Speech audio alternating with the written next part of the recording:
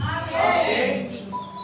Glorificar a Deus, porque é sempre importante aprender que quando estamos na casa do Senhor, nós não estamos em qualquer casa. Aleluia! Nós estamos numa casa onde nós conseguimos encontrar com o nosso Deus. E quando nós nos deparamos e querer aprender o que o Senhor tem para nos ensinar, é muito maravilhoso. Amém, irmãos? Vamos, quero que os irmãos abram os seus Bíblias, Evangelho de Jesus Cristo, segundo escreve o nosso irmão Mateus, capítulo de número 6. Nós vamos ler do versículo 6, aliás, do versículo 5 até o versículo de número 8. Glória a Jesus. Temos um tema aí muito importante. Aleluia! Às vezes a gente se depara tanto com Deus e a gente fala, Senhor, a gente aprende muito, ensina muito, mas tem muitas pessoas que às vezes não aprendem, né? Você pode morrer ensinando e muitos não aprendem, né, irmãos? Mas a vida é assim, né? Então temos que continuar. Mateus capítulo 6, do versículo 5 ao versículo de número 8. Glória a Jesus.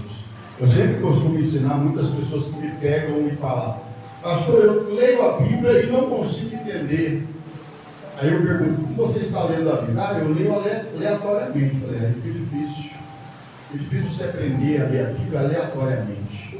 Você precisa ter foco. Foco é qual? É um texto, contexto, para que você entenda o que o texto tem a te ensinar. Leio um versículo aqui, outro, hoje eu leio Mateus, amanhã eu leio Apocalipse, vai ficar difícil entender a Bíblia. Eu sempre costumo dizer, você quer aprender a palavra? Aprenda sobre Jesus. Se você aprender sobre Jesus, você vai aprender toda a história bíblica que existe. Amém, igreja? Amém. Quem está nos ensinando aqui, a partir do versículo 5, é o próprio Cristo. E ele vai ensinar a multidão a partir do versículo 5, referente ao tema oração. E disse Jesus, e quando orares, não sejam como os hipócritas, pois se comprazem orar em pé nas sinagogas e as esquinas das ruas para serem vistos pelos homens. Em verdade vos digo que eles já receberam o seu galardão. Versículo 6. Mas tu, quando orares, entra no teu quarto e fechando a tua porta, ora ao teu Pai que está em secreto, e o teu Pai que te vê em secreto te recompensará publicamente. Versículo 7. E orando, não useis de vãs repetições, como os gentios que pensam que por muito falarem serão ouvidos. Versículo 8, para encerrarmos aqui. Não vos assemelheis a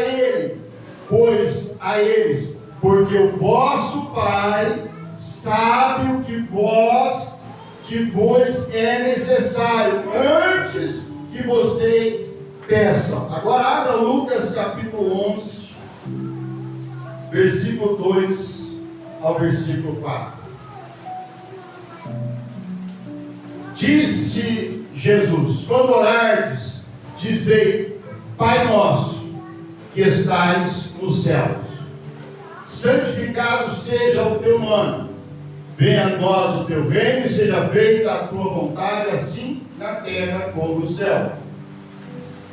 Dá-nos cada dia o nosso pão cotidiano, e perdoa os nossos pecados, pois também nos perdoamos a qualquer que nos deve, e não nos conduzas à tentação, mas livra-nos do mal. Amém, irmãos? Pode tomar o seu assento em nome de Jesus. Aleluia, Jesus. Irmãos, o tema da campanha é o poder da oração. Eu gostaria de chamar a atenção da igreja justamente para nós nos aprofundarmos neste tema, para sabermos o que significa a oração na nossa vida. Porque a oração, irmãos, nós entendemos que é algo nosso para com Deus. É o que eu vou falar com o Pai. E isso é um momento de intimidade. Ou seja, na prática tem que ser um momento de intimidade. Porque se não for um momento de intimidade, a oração passa a ser uma oração que, ao invés dela subir, ela passa a cair. Porque ela não tem base, não tem fundamento e muito menos espiritualidade. Porque quando nós vamos falar com o Pai, nós temos que estar com um estágio espiritual, não é carnal. Escute isso aqui. Quando nós vamos orar a Deus, nós temos que estar num estado espiritual, não carnal. Por que eu estou dizendo isso? Porque o texto é bem claro que Jesus disse que o Pai, ele é Espírito. Escute, se o Pai é Espírito, eu não posso chegar ao Pai com carne, eu não posso chegar ao Pai de qualquer maneira, ou seja, na carnalidade eu não vou chegar até Deus, porque Jesus disse, primeiramente você tem que buscar o reino de Deus. Então, para mim buscar, evangelista Osaías, o reino de Deus, não é de qualquer forma. Eu vou buscar o reino de Deus andando, correndo, de carro, de trem, de avião, não. A Bíblia diz que eu tenho que buscar primeiro o reino de Deus. O reino de Deus encontra onde? Aqui ou lá? O reino de Deus encontra aqui embaixo ou encontra lá em cima? Então Jesus está dando a direção quando ele diz, primeiro você tem, a tua oração tem que subir, porque se ela sobe, aí depois as demais coisas não serão acrescentadas, aí vai descer e vai te alcançar. A oração precisa ser espiritual. Como assim, pastor? Você já notou, irmãos, que quando o culto começa com oração, os que verdadeiramente são espirituais estão lá para orar? Eles procuram chegar antes da oração, por quê? Porque a vida deles aqui dentro já não é mais carnal, é espiritual.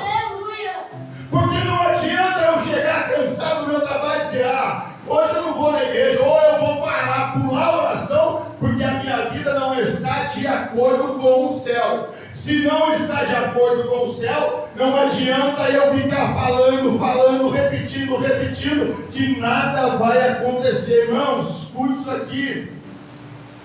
Olha, a gente, como eu sempre tenho dito, tem morrido de ensinar muitas pessoas.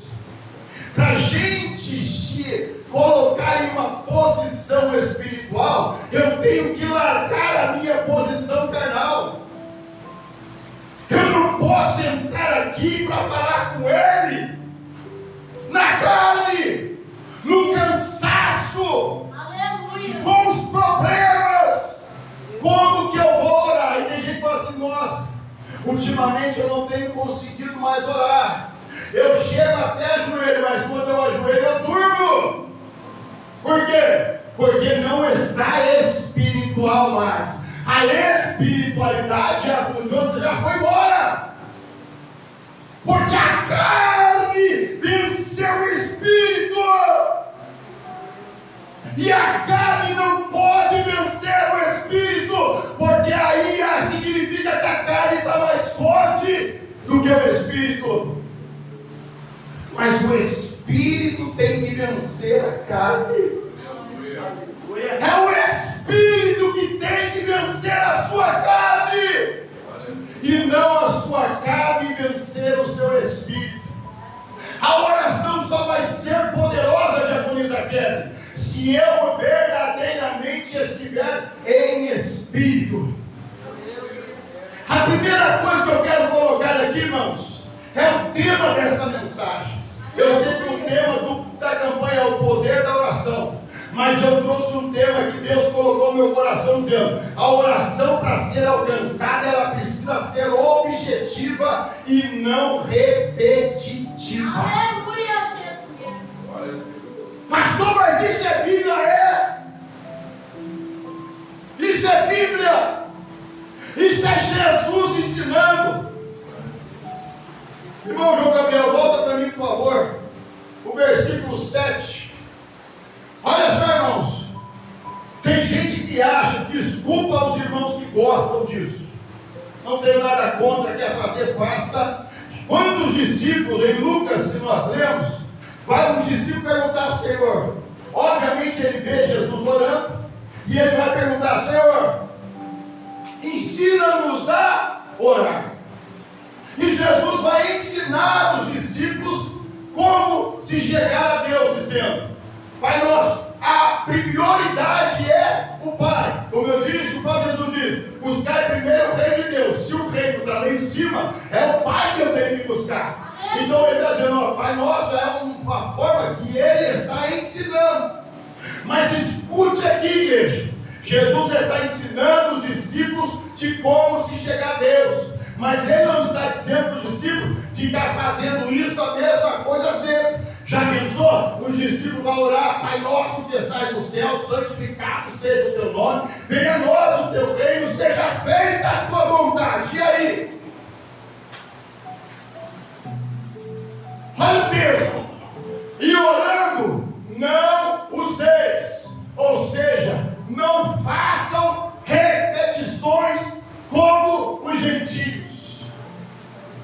Oração, irmãos, já não pode ser uma coisa decorada. Tem coisa que mostra o nosso Deus. É a pessoa ficar repetindo a mesma coisa que aprendeu desde pequeno. A oração, ela tem que sair de dentro de você, da sua alma. Não vou aumentar um pouquinho, porque daqui a pouco eu estou com a garganta doendo. Glória a Deus. A oração, ela tem que sair de dentro da nossa alma. Não é uma coisa repetida, toda vez a mesma coisa, não tem palavra, não tem atitude, não tem vida com Deus, então eu tenho que ficar repetindo. Mas olha o que Jesus está dizendo: que pensam que por muito falarem serão ouvidos. Irmãos, oração repetitiva é chata. Quem já participou de terço aqui? Quem gostou? Por que você não gostou? Porque é um negócio chato, é um negócio sem vida, é um negócio que começa e não termina, que não tem fim. Tem gente que fica contando aquelas contas lá várias e várias vezes, aquela oração chata, repetitiva, e acha que aquilo agrada a Deus. Até hoje é assim. E Jesus deixa bem claro, nos ensinando: não é para você ficar repetindo uma coisa que você fala a vida inteira. Deus já está cansado de ficar ouvindo coisas repetitivas. Pastor, mas eu não sei orar. Eu não sei orar. Por que não sabe? Se você sabe falar, se você sabe conversar, por que você não sabe orar? Por que quando se trata de Deus, você se cala? Por que quando se trata do Senhor, você está cansado? Por que quando se trata do Senhor, a gente não tem tempo, o tempo é escasso, o tempo é pouco, e aí eu não falo com Deus? Ou seja, eu falo com a cidade inteira, mas quando chega o tempo de falar com Deus, boa noite, Deus, até amanhã. Aleluia. Glória a Deus, aleluia. Jesus está nos ensinando algo importantíssimo para que a nossa oração verdadeiramente tenha poder. A primeira base é a intimidade. Aleluia. Se não tiver intimidade, nem adianta chegar para Deus ou pedir qualquer coisa. Tem que ter intimidade. Porque se eu tenho intimidade com Deus, eu posso chegar. Por isso no texto lá, versículo 6 diz: quando você for orar, não faça como os hipócritas, que fazem orações de pé nas sinagogas e nos cantos da praça para serem vistos pelos outros. Em verdade, os digo que eles já receberam a sua recompensa. Recompensa não é de Deus, Mas ao orar, olha o que Jesus está falando. Jesus está trazendo para a intimidade. Tem coisas que você não fala para o seu amigo perto de outra pessoa. Você não fala para o seu marido perto de outra pessoa. Você não fala para a sua esposa, por quê? Porque você tem intimidade com a sua esposa, então você não vai falar certas coisas perto dos outros. Você chama a sua esposa no canto e fala para ela, intimidade. Um amigo é a mesma coisa, intimidade. Eu posso falar com você quando eu puder, quando eu quiser. Por que Deus tem que ser diferente? De qualquer jeito, de qualquer maneira. Sendo que a forma mais correta de se chegar a Deus, não importa o local que você esteja, mas é você e Deus, é você e o Pai. Então, se você vai buscar o reino de cima, com certeza o que você precisa para baixo, ele vai descer. Não é de baixo que vem para você, mas é de cima que desce para você. Intimidade é o que, pastor? Intimidade é você olhar para um homem que tinha tanta intimidade com Deus, que com certeza orava muito na sua casa, ou por onde andava, que quando ele chegava em certo lugar, evangelista Osaías, alguém dizia para ele assim: "Oh meu Senhor, caiu o machado aqui dentro da água, e o machado é emprestado." A intimidade é aquele homem que chega, não precisa mais dizer: "Deus, levanta, faz um machado para o ar." Não, ele fala: "Não, de Paulo, ele está aqui. Daqui vai ter que ligar aqui. Ah, machado, flutua." Machado. Isso é intimidade. Glória a Deus. Intimidade, você não precisa ficar 1 hora, 2 horas, botando a mão na cabeça de gente endemoniada e dizendo: "Sai demônio, sai demônio, sai demônio." Não. Se você tem intimidade com Deus, é você chegar perto, você expulsar o demônio e sair. É isso que é intimidade. Quer intimidade mais com Deus, Diácono João? Vamos lá então, vamos para o Antigo Testamento. Achei gente lá com intimidade. Vai para um homem que estava lá, orava 3 vezes por dia.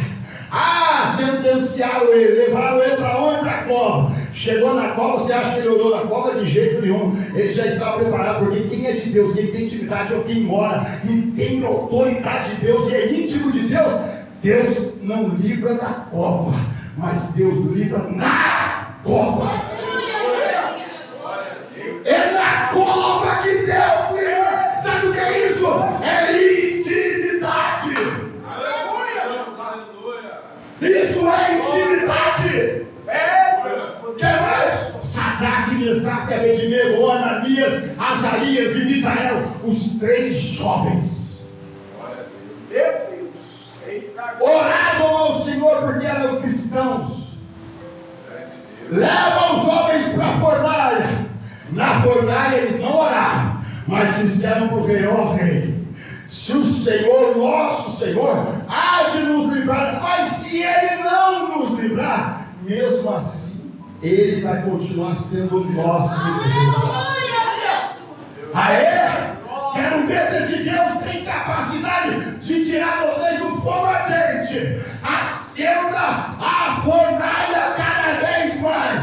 Agora eu pergunto, evangelista Osaías, aquela geração de crente de hoje, que não ora, que não busca, que não tem intimidade com Deus, aí quando vem a prova, vem a luta, vem a dificuldade, a primeira coisa que faz é sair correndo. Porque se não tem intimidade, o céu fecha.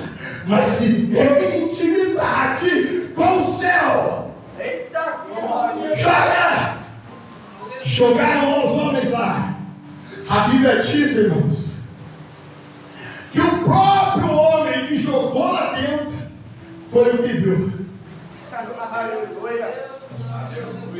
Deus é tão bom quando Deus fala assim: "Ó, eu vou mudar a tua história."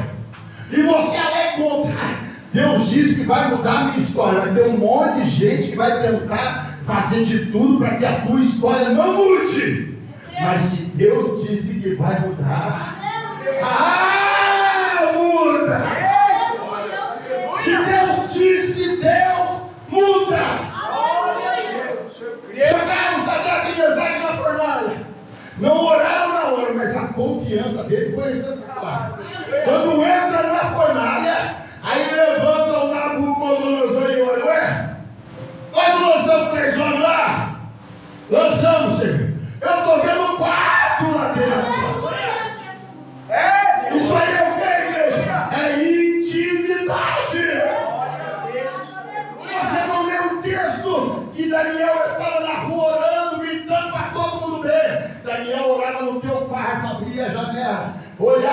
vai dizer: Deus Todo-Poderoso que nos tirou lá da nossa cidade, mas obrigado, Senhor, porque o Senhor está cuidando de nós aqui na Babilônia. É isso que Deus faz, irmão. Quando Deus tem que cuidar, não importa onde você está, no trabalho que você está, é Deus que vai cuidar de você. Aleluia! Aleluia! Eita glória! É Deus que vai cuidar. Jesus está nos ensinando aqui. Aleluia! Aleluia! Tem gente que não aprende, evangelista João Paulo.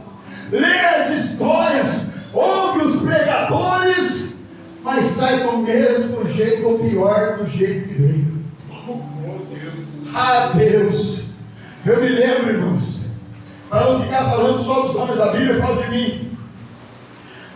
Fazia 3 meses que eu estava revascularizado. Para quem não conhece, revascularização é o procedimento cirúrgico que eu fiz. Mas para muitos, o conhecimento é de ponte de safena.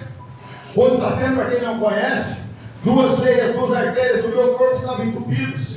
Uma, aqui levava sangue para a cabeça, que eu estava a ponto de ter um AVC hemorrágico.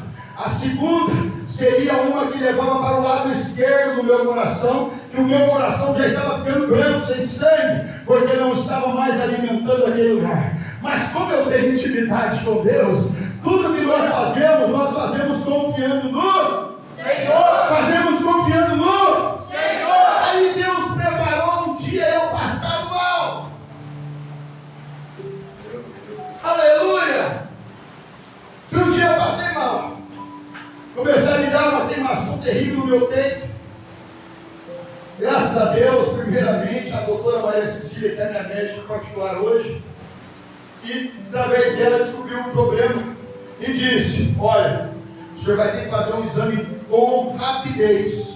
Eu falei: que exame que é, doutora? Aí você vai ter que fazer um cateterismo urgente, porque não deu legal o teu ecocardiograma. Eletrocardiograma. Aí eu disse: tudo bem, doutor, passa aí que nós vamos fazer. A minha esposa, conversei com ela, ela já imediatamente ligou para minha filha em São José, que trabalha no hospital, justamente. Escute isso aqui, igreja. Eu já contei, mas eu gosto de contar, porque não adianta também ficar contando milagres dos outros. Eu tenho que contar os meus. Aí quando a minha esposa liga para minha filha, que trabalha lá no hospital, e nesse dia minha filha estava trabalhando. Aí depois ela entendeu, o filho retornou, minha esposa disse: olha, teu pai precisa fazer uma... Me ajuda, gente? Fugiu. Cateterismo. Ângelo também tinha Ângelo, não sei o que lá. Aí a minha filha foi lá, conversou com o doutor, médico, cardiologista, doutor Leandro, que ela fazia plantão junto com ele no centro cirúrgico. Aí ela explicou para ele e disse para ela: olha, é o seguinte, passa o CID do seu pai, que a gente vai trazer o seu pai para São José dos Campos. Foi tão rápido isso. Aí minha esposa arrumou o CID que a doutora Marcília deu, mandou para lá. No outro dia o hospital me ligou e disse: ó, São Paulo, o senhor tem que vir internar no dia 6 de julho. O senhor tem que marcar a cirurgia e tem que internar. Eu fui internado, fiquei 23 dias internado. Porque cheguei no hospital, olha como Deus cuida, evangelista Laís. Cheguei no hospital, meu ritmo não estava funcionando legal. Escute isso, igreja. Não falei ainda isso. Meu ritmo não estava legal. O coagulação minha não estava legal. Tinha muita coisa no meu corpo. Quando o médico viu, falou: rapaz, como você está vivo? Eu não falei isso para minha esposa antes, nem para minhas filhas, porque eu sempre que eu ia preocupar elas. E eu disse: por quê, doutor? Rapaz, você está cheio de problema. Aí eu falei: doutor, enquanto Deus não quiser, enquanto Deus não marcar na ficha dele que é a hora, não adianta, porque esses 500 problemas, mas Deus dá uma solução para o problema. Aí fomos para lá, comecei a fazer uma bateria de exame. Ele disse: olha, vamos esperar melhorar um monte de coisa sua aí para você fazer a cirurgia. Falou que não tinha como colocar o stent, né? O stent é uma molinha que eles colocam dentro da artéria, para abrir a artéria um pouco, para você o sangue passar. No meu caso, não tinha mais o que fazer para eles, porque a minha artéria já estava calcificada, a gordura. E aí ele falou: poxa, não é magrinho desse jeito, mas irmãos, a gordura ela não fica por fora, fica por dentro. Aí chegou ao ponto que ele disse que não tem o que fazer, vai ter que fazer revascularização, que é a ponte safena, tirar 2 safenas da minha minha perna para colocar no coração. Depois da cirurgia, irmãos, graças a Deus, ficou tudo certo, Deus cuidou, saiu um caroço aqui no meu peito, tipo uma espécie de um tumor. Escute aqui, tá? Minha esposa, a minha filha Kevin, não sei se a minha filha de alguns você chegou a ver, mas saiu um caroço no meu peito. Eu estava vindo esse caroço para a igreja. Fui numa dermatologista, na derma, ela disse: ah, nós vamos fazer uma mini cirurgia, isso aí, como é que chama o nome do negócio? Falou lá o nome lá. É um nome, mas o nome médico lá, um outro nome. Tem que tirar isso daí. Beleza, aqui eu estava crescendo, estava me incomodando, que ardia, coçava, ficou aquele negócio vermelho, ruim. Minha esposa, minha filha sabia, viram. E um dia, irmão, escuta isso aqui. Um dia eu vim para a igreja, trabalhar na obra da igreja. Aí eu me ajoelhei no canto, estava cansado de ver aquilo ali. Eu peguei esse azeite aqui, que era só esse que tinha na igreja. Eu levantei ao céu, isso é um testemunho já. Levantei ao céu e disse: Deus, eu não estou pondo a minha confiança nesse azeite. Não estou. Até porque, Senhor, eu estou usando como base do que aconteceu no passado e eu tenho certeza que o Senhor pode fazer isso. Mas usa esse azeite hoje como um remédio. Aleluia. Usa como remédio esse azeite, Senhor. Eu peguei, eu me lembro que eu tirei minha camisa, fui lá no banheiro, tirei minha camisa, peguei esse azeite, passei no peito, levei para casa do povo, deixei lá. E todo dia eu passei, irmãos. O que aconteceu, Jacarita? Explodiu, saiu aquele negócio horroroso, tipo, abriu, como se fosse um caroço. Abriu, quando eu acordei no outro dia, eu vi que estava todo melecado de sangue pisado aqui na minha camisa. Quando eu tirei aquilo que eu vi, irmãos, era uma pelote branca, esbranquiçada, feia, e fedia aquilo. Estava aqui, ficou um buraco no meu peito. Continuei passando óleo. Nunca mais voltou a estar. Aleluia. Graças a Deus. Ou a gente tem vida com Deus, ou a gente não tem. Jesus está nos dando a receita, mas não é para a gente ficar usando a receita que eles são de Deus, não. Primeiro você tem que buscar o Pai nosso que está no céu, não é na terra. Então, se você buscar o Pai, primeiro, você terá autonomia, autoridade. Lembra que na oração do Pai Nosso, Ele nos ensina também a ser gratos a Deus por tudo que Deus nos dá. Se Deus me deu o trabalho, então eu vou agradecer a Deus primeiro. A prioridade da minha gratidão é com Deus. Amém, igreja? Amém. Primeiro eu tenho que então ter intimidade. Se eu não tiver intimidade, não adianta eu chegar aqui e tentar alcançar Deus falando um monte de coisa e eu não vou conseguir. A segunda opção, irmãos, já foi falado aqui, que é o Mateus 6,33, mas nós vamos voltar para lá. Vai lá, irmão Gabriel. Mateus 6,33, olha lá para o 33, versículo 33. Olha, irmãos, acabamos de falar sobre isso aqui. É a busca incansavelmente. 6,33. Só para lá no 33.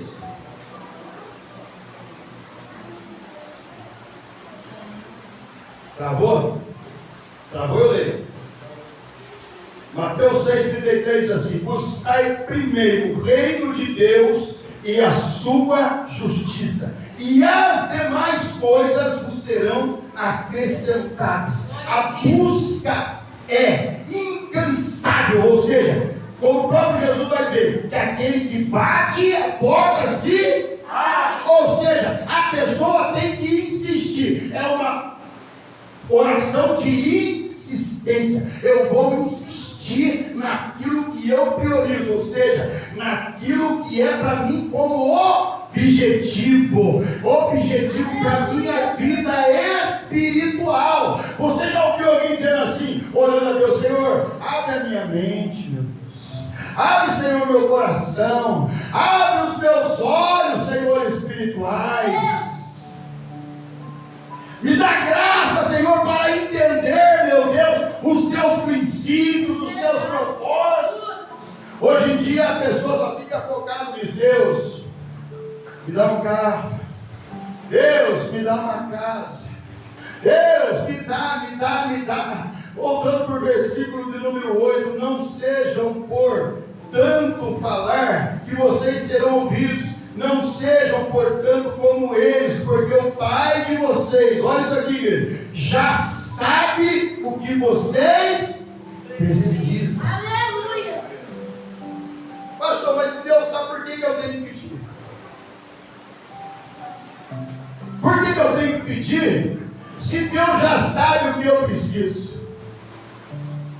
Quem pensa assim, não entende por que quando Jesus chega em certos lugares, encontra com certas pessoas, e Jesus pergunta: o que você quer que eu te faça? Senhor, eu quero ver. Será que Jesus não sabe que o cara é certo? Sabe. Mas o que Jesus precisa? Que a pessoa vai.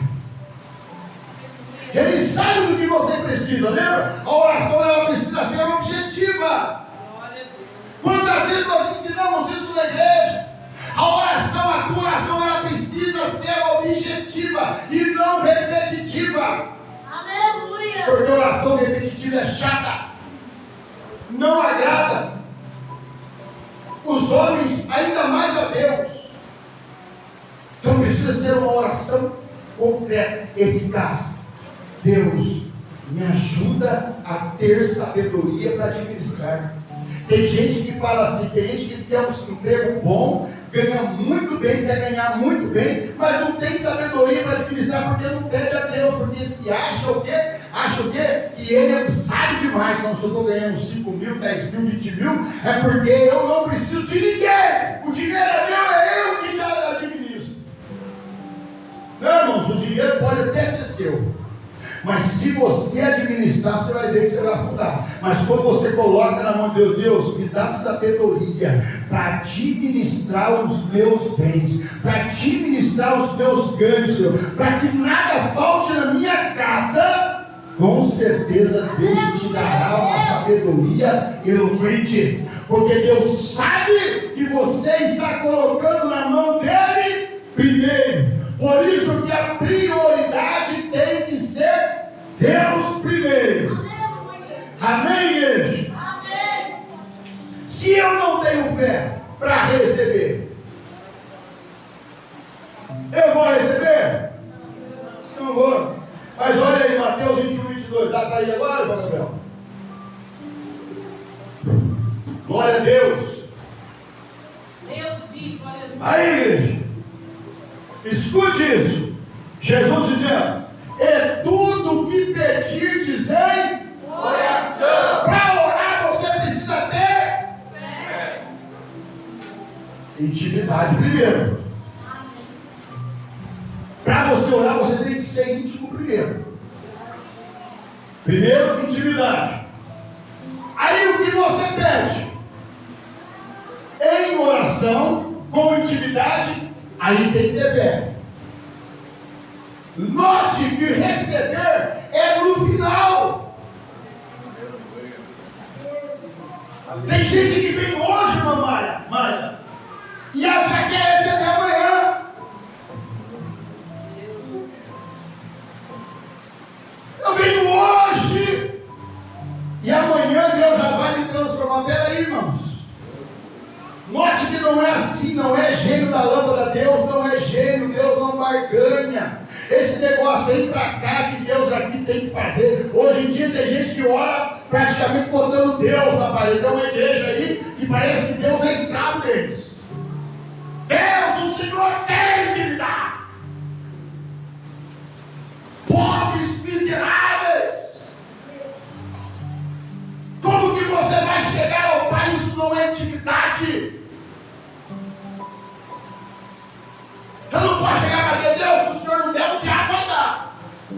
É claro. Você vai tentar, vai achar que vai intimidar Deus colocando Deus na parede. Ai Deus, eu estou indo participando da campanha, estou participando da fé, mas da oração da fé, mas nada está acontecendo, é óbvio. Falta intimidade. Porque quem tem intimidade vai buscar o Pai em secreto. Jesus disse: entra no teu quarto, está você e o Pai, só vocês dois. Aí você abre o coração para o Pai. O Pai que está em secreto te vê em secreto, e no final do texto vai dizer que Ele vai te recompensar. Aí no final de tudo, recebe. Está vendo que as coisas não é como muitas pessoas querem evangelizar do Paulo. Tem gente que quer agora e receber amanhã. Não é assim que funciona. Primeiro vamos ver como é que é a sua fidelidade com Deus. Vamos ver como é que está o teu currículo aí. Epa, tem gente que também pensa que no céu também tem que ter currículo, irmão. Tem que ter vida lá no altar, não é assim, chegou de paraquedas, botou a mão, sou pastor e pronto, não. Vai ver o currículo do cidadão, vai ver se tem vida com Deus, já passou por situações difíceis, vai ver que já sofreu, já chorou, foi perseguido, maltratado, humilhado, aí se você vai dizer, não, realmente esse cara aí tem intimidade com Deus, porque o currículo dele é extenso. É extenso. O nosso currículo como céu tem que ser extenso, irmãos. Tem que ter história. Tem que ter vida. Não é qualquer um, pastor, mas tem gente que não acredita na minha chamada, meu chamado. E daí, irmãos? Quem tem que acreditar no meu chamado é Deus. Aleluia! É Deus que te levantou, é Deus que te honrou, é Deus que te colocou. Então, podem se levantar, fazer o que quiser. Você é um homem de oração, então não se preocupe, porque quem é de oração vai sempre permanecer em pé. Aleluia. Mas tem uns oradores contrários. Está cheio, irmãos, está cheio. Está cheio. Tem gente que deseja o mal da gente, quer dizer para Deus, Deus, põe a mão nele. Não adianta, irmãos. Nenhuma ferramenta preparada contra você Aleluia! não vai prosperar, irmãos. Não importa se essa ferramenta vem na boca de gente que diz que é crente, não tem problema. O importante é que você esteja no propósito. Agora, para encerrar, foi lido aqui pela missionária Cátia, Hebreus capítulo, a fé, nós estamos falando da fé. A fé, ela precisa ser forte para agradar a Deus, né? Senão não agrada. Rapidinho, Hebreus 11:6, para a gente ler aqui, já vamos terminar já, irmãos. Se a gente for deixar, irmãos, vai embora, isso aqui é muita palavra.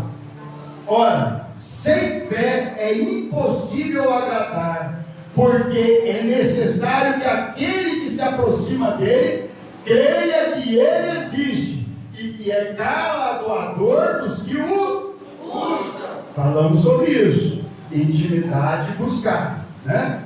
Se não buscar, não vai encontrar. E precisa que a sua fé também possa agradar a Deus. Por isso Jesus disse, se você tiver fé, ainda que seja como um grão de mostarda, se você olhar para o monte e dizer, monte, erga-te, lance no mar, e isso Jesus disse que aconteceria. E acontece, eu creio, irmãos. Mas não tem por que a gente sair falando para monte e jogar no mar aí. É só uma prova de que Jesus nos ensinou que a fé, ela pode muitas coisas. Agora, para encerrar, Tiago capítulo 5, versículo 16, para a gente encerrar aqui, irmãos. Isso aqui também é muito importante, gente. Acabou de novo? 5,16. Olha isso aí, igreja. Confessai as vossas culpas uns aos outros. Isso aí eu errei contra você. Eu tenho que chegar e falar, olha, Mateus, eu falei mal de você, confessando a minha culpa, coisa que ninguém faz. Escute aqui, igreja. Aí, como que eu vou pedir alguma coisa para Deus, vou ter intimidade com Deus, se eu tenho alguma coisa contra o meu irmão? A igreja de lá, de Roma, diz isso aí, que você, ao Jesus cita que você tem que confessar por gente boa lá, o homem de saia. Que você tem que ir lá confessar. Aí, irmãos, olha só. E orai uns pelos outros, para que sareis. Aleluia! Escuta isso aqui, deixa aí, João, não mexe esse texto, pelo amor de Deus, não se tratar aí. Olha só, irmãos, confessai as vossas culpas uns aos outros. Se eu sou culpado, tem alguma coisa contra a missionária Cátia, chama ela no cantinho e fala, missionária, falei mal de vocês sem querer, ou alguém falou mal de você para mim, eu aproveitei e ajudei a inflamar, botei mais lenha na fogueira, e eu estou me sentindo mal. Eu preciso me libertar disso, para que a minha oração chegue. Escuta aqui, eu vou encerrar, irmãos. Para que a minha oração chegue, então eu preciso do perdão da senhora. Senhora, me perdoe, em nome de Jesus. Aí a missionária acaba de liberar o perdão dela. Confessei para ela. Se ela não liberar, pastor, a minha parte eu fiz, porque o texto manda eu fazer isso. Aí orar uns pelos outros. Aí você tem que pedir oração para ela. Você pode orar por mim, Macate? Para que realmente eu esteja perdoado. Além de você confessar para ela que você falou mal dela, ela tem que pedir oração dela. Pastor, mas isso é uma humilhação. Não, irmãos. Isso é ser cristão. Para eu ter intimidade com o céu, para eu ter intimidade com Deus, eu preciso ser humilde, jogar fora aquilo que me impede de chegar ao Deus. Escute isso, igreja. Eu preciso jogar fora aquilo que está me impedindo de chegar a Deus. Aí sim, agora eu estou apto, agora eu vou para Deus. Aí eu vou com a atividade do meu primeiro, eu tenho que resolver essa situação aqui. Orar uns pelos outros para que você saia, porque aquele mal que muitas pessoas carregam dentro de si, falando mal, projetando coisas ruins contra a vida de outras pessoas, aquilo não faz mal para a pessoa, faz para si próprio. Faz para si próprio. E isso aí, irmãos, um dia vai ser cobrado. Por isso que o texto está dizendo bem claro: se você é contra alguém, vá lá, pede perdão, confesse sua culpa. Deus se agrada disso. Se limpe do problema primeiro. Aí depois você pede para essa pessoa orar para você. Aí você ora. Aí a pessoa ora. Aí fala, a oração do justo. Aleluia. Vou morrer até agora. A oração do justo. Escute. Justo é aquele que é íntegro, que anda com retidão, que não prejudica ninguém, que é correto, que ama a verdade, ama a Deus. Este é justo. Só que para ele ser justo, tem que tirar coisa ruim de dentro. Tem coisa que está aqui dentro, que enquanto estiver aqui dentro, não adianta eu ajoelhar aqui, não adianta eu ajoelhar ali, não adianta eu ajoelhar na minha casa, não adianta eu ajoelhar em outra igreja, não adianta eu ajoelhar em canto nenhum, não adianta eu ir para monte orar, não adianta eu ir para ficar na vigília a noite inteirinha. Se não é justo, não tem nada com Deus. Escute isso, irmãos. Deus só vai ouvir a minha oração. Daqui a pouco o evangelista João Paulo vai fazer a oração da fé. Sabe por que nós chamamos de oração da fé? Porque não é a minha vida que está em jogo aqui, não é a vida do evangelista João Paulo. Nós estamos fazendo um favor para a igreja. Como sacerdotes, nós pegarmos e apresentar a Deus a vida de muitas pessoas. Mas espera aí, pastor. Se a pessoa, existe assim, o receptor, que é quem recebe, e existe o transmissor, que é quem transmite.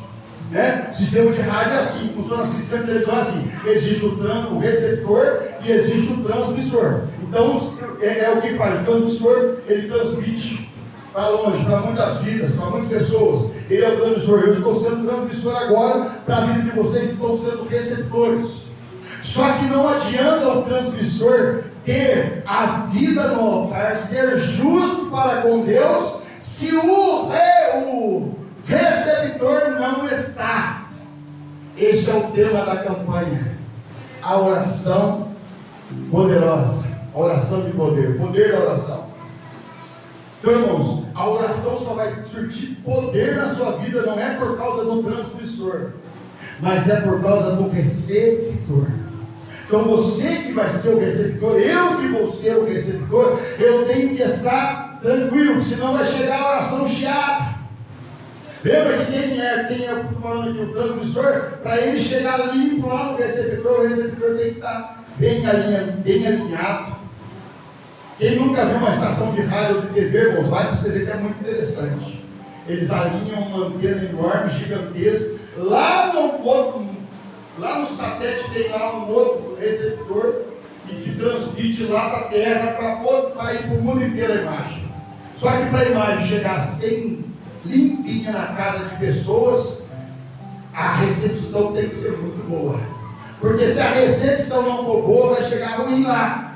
Então escute, irmãos. Eu que sou o receptor, que vou receber, eu preciso estar vazio das coisas erradas, do mundo, do pecado, das coisas podres, para que o meu receptor, assim como eu buscar o reino de Deus, quando chegar as demais coisas, eu esteja preparado para elas. Aleluia. Amém, igreja? Amém. Vamos se colocar de pé em nome de Jesus, porque a